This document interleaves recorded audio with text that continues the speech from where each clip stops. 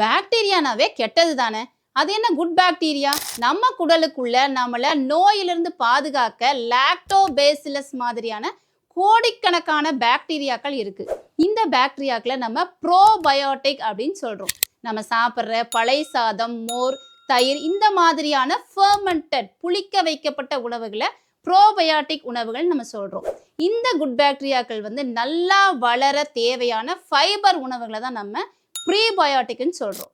நம்ம சாப்பிட்ற கீரைகள், தானியங்கள், நட்ஸ், ஆளி விதைகள், வெந்தயம், பூண்டு, பூசணிக்காய் இந்த மாதிரியான உணவுகள் இந்த குட் பாக்டீரியா நல்லா வளமா இருக்கிறதுக்கு ஹெல்ப் பண்ணுது.